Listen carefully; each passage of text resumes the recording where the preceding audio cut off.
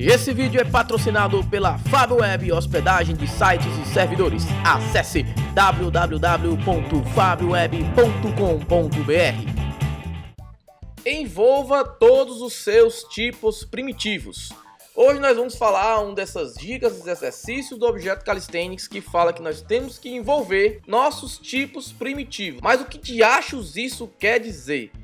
Isso é uma técnica utilizada no DDD, no Domain Driven Design, e eu vou explicar aqui o porquê, um exemplo prático de como adotar esse exercício do Objeto Calisthenics em um caso real, em um caso que a gente possa entender o porquê e os motivos de isso ser um bom exercício para uma boa qualidade de código. Se você ficou curioso, então fica comigo no vídeo.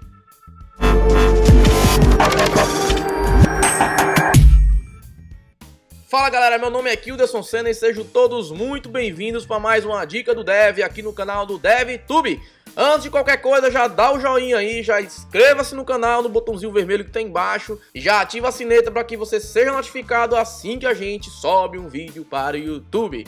Bom, vamos falar aí sobre esse envolva seus tipos primitivos. Antes de falar sobre o que é em se envolver esses tipos primitivos, a gente tem que entender o que são tipos primitivos ou tipos escalares no PHP, tá certo? Todos esses exercícios do Objeto Calisthenics é independente de linguagem de programação. Só que eu estou utilizando isso aqui no PHP para vocês que gostam da linguagem, como eu gosto da linguagem, a gente também utilizar esses exercícios para ter um código melhor, tá? Os tipos escalares primitivos que tem no PHP é o int, o float, o string e o bool, né, que é booleano, tá certo?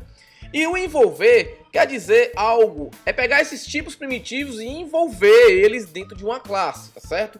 Parece um pouco confuso agora, mas vocês vão entender no exemplo que eu vou colocar já, certo? Antes de a gente entrar nos exemplos, eu tenho que apenas pontuar algumas coisas para que não fique nada, nenhuma ponta solta, nenhum fio solto aí no meio do caminho. E o intuito de fazer esse envolto nesses tipos primitivos é realmente trazer um pouco mais de significado, um pouco mais de sentido e funcionalidade a esses tipos de int, boolean, float que não tem muito significado a nível de regra de negócio. E essa técnica vem lá do DDD, do Domain Driven Design, que é outro assunto totalmente, é um mundo para se estudar, né, que é a arquitetura de software, que é o Value Object, tá? E o que vamos fazer aqui nada mais é do que Value Object. Se você tem um pouco de conhecimento de DDD, você vai entender completamente os exemplos que eu vou colocar aqui. Então vamos aqui para o código.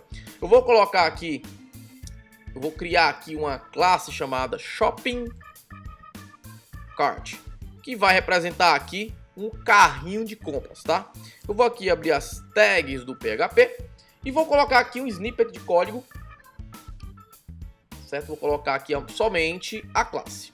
Tá aqui, esse camarada aqui. Eu vou fechar aqui para que a gente ganhe mais espaço. E é o seguinte, a ideia é que a gente simule aqui um carrinho de compras, que tem um método chamado Finish Sale, que é finalizar uma venda, tá?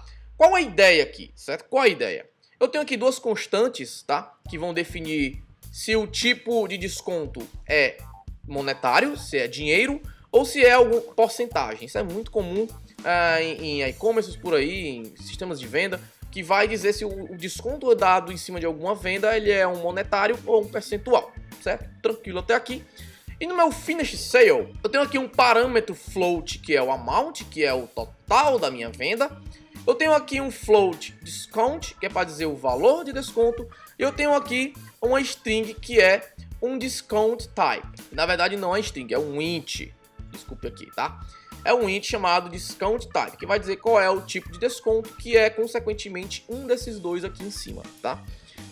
Dentro desse Finish Sale, nós temos aqui a validação, alguma validaçãozinha, se o desconto for menor que 0, bota aqui uma exceção. Se o desconto type não tiver dentro dessa lista no caso aqui, de constantes, ele vai também disparar uma exceção.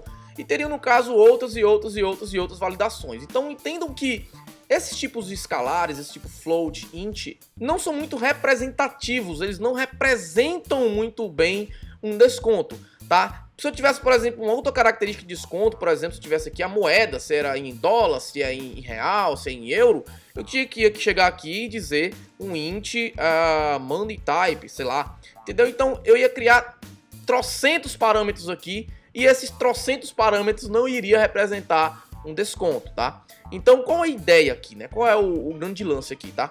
Aí depois da validação teria aqui a lógica de venda, que aí você pode imaginar várias lógicas aí da sua venda, tá? Desse formato aqui, se a gente for colocar na prática como seria criado, como seria chamado, a gente faria algo desse tipo aqui, ó. Deixa eu copiar aqui, que já tá prontinho aqui, ó. Vou colocar até aqui embaixo, ó.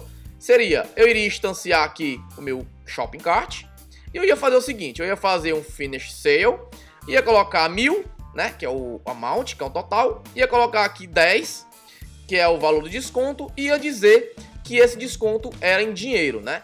E isso, eu coloquei até aqui no comentário, desenvolvedores que conhecem a classe fariam assim de uma forma super simples, ó. Maravilhoso, seria muito fácil. Mas para os programadores, os devs que não conhecem a classe, os devs que entraram agora no projeto, ou que não tem que não chegaram e a tão fundo assim nessas classes, quais são as possibilidades dele colocar aqui nesse finish sale? Então eu simulei aqui algumas coisas, ó, ele poderia colocar como string, até o meu VS Code tá apitando aqui, ó. Ele poderia colocar como string, poderia colocar como string também aqui o nosso tipo de desconto, poderia colocar um formato brasileiro em string, né? Colocar também string 2, ele poderia colocar, por exemplo, aqui, ó, um float normal, só que colocando o tipo money, que ele espera um int, e assim vai. Então ficaria um pouco ruim de tratar essas coisas, entendeu? Com o Value Object, isso aqui vai ser muito mais fácil de se contornar. E o melhor de tudo, vai estar tudo guardado em um cantinho separado que vai tratar somente dessas coisas. E vai trazer as informações necessárias que irão representar um desconto. Que isso é o mais legal desse exercício do Objeto Calisthenics, tá?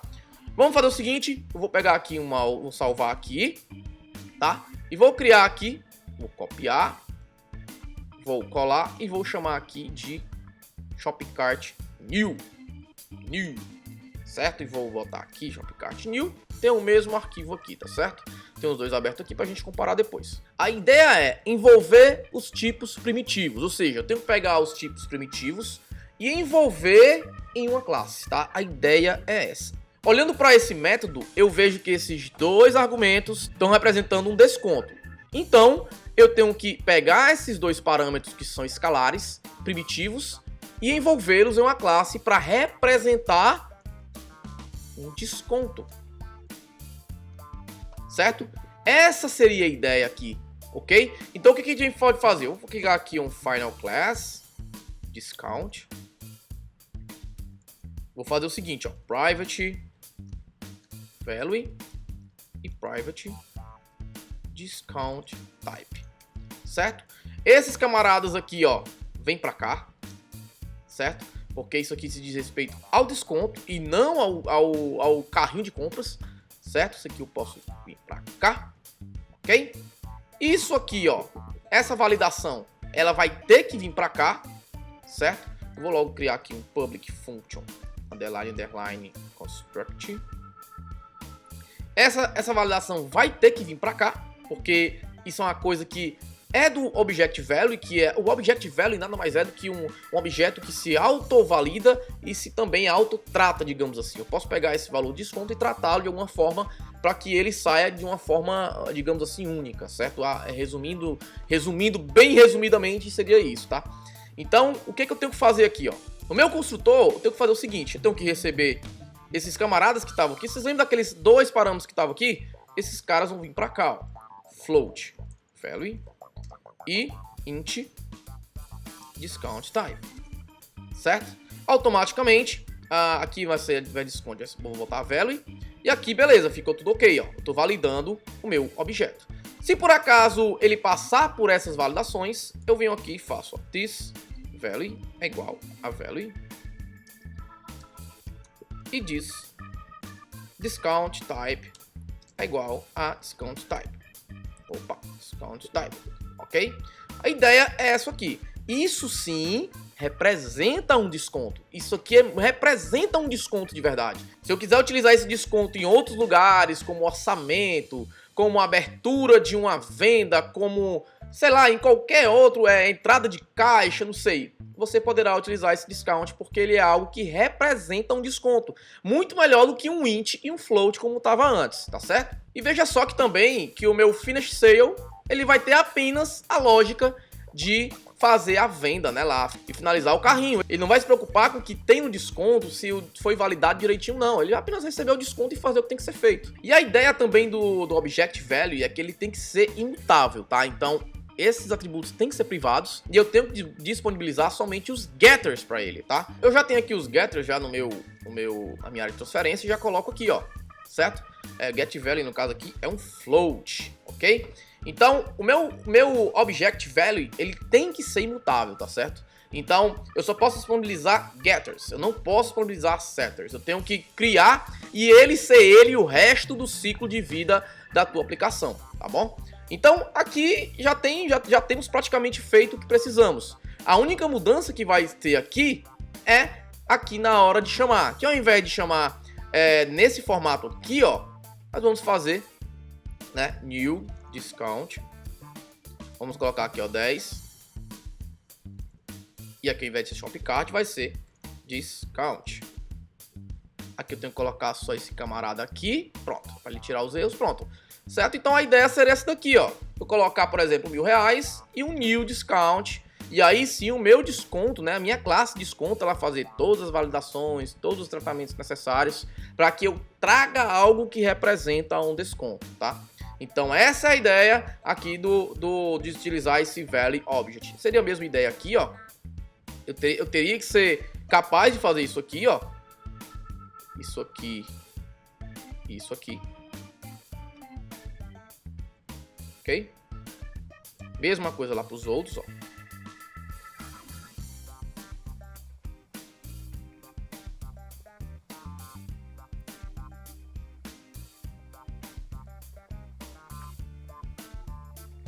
A ideia aqui é que, veja que já tá até dando um erro aqui, ó. Por quê? Porque ele tá esperando um float, ele não tá esperando um string. E assim para esses outros também aqui, ó.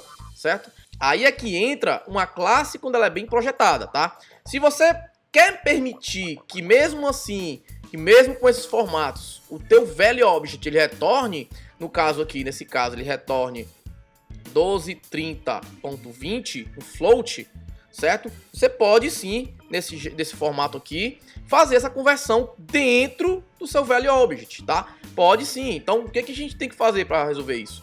A gente pode fazer o seguinte, a gente pode tirar essa tipagem aqui, ó, certo? Pode tirar essa tipagem. E aí sim você tem que tratar essas entradas para que ele não permita que seja retornado um string, já que eu estou esperando um float, tá? Então eu posso fazer o seguinte, ó. O que eu posso fazer aqui? Eu vou criar aqui um método chamado convertValueFormatIfNeeds, né? Vai converter o formato no caso do meu valor, se for necessário, tá? No caso, para atender a esses casos aqui, ó. Para atender esses casos que vai vir uma string, certo? E ele vai retornar um float disso aqui, certo? Então eu vou ter essa classe aqui já implementada, ó. Na verdade eu já tenho esse método aqui já na área de transferência, ó. Seria algo desse tipo aqui, certo? Um método úteis lá, que tem lá no seu úteis, que converte esse valor para o formato e transforma para um float, tá? Bem tranquilo. E a mesma coisa também eu tenho que tratar esses casos aqui, né, ó. Que vem money, ou vem uma string 2, etc e tal. O que a gente pode fazer? A gente tem que primeiro garantir isso aqui, né? O que a gente pode fazer, ó? Antes de verificar se ele está dentro do discount money ou do discount percent, que é 1 e 2 respectivamente, eu posso fazer o seguinte, eu posso chamar aqui um método chamado convertDiscountTypeIfNeeds, né? E eu venho aqui e crio esse método aqui, ó, tá? Eu deixei aqui já na área de transferência porque isso aqui é, entre aspas, irrelevante. A implementação é algo muito fácil de fazer, tá? Então eu chamei aqui esse método que ele vai fazer o seguinte, ó. Se ele atender um desses três casos, se ele colocar money ou mon ou m, ele vai colocar o tipo de desconto como money, tá? Ele vai sobrescrever o discount type.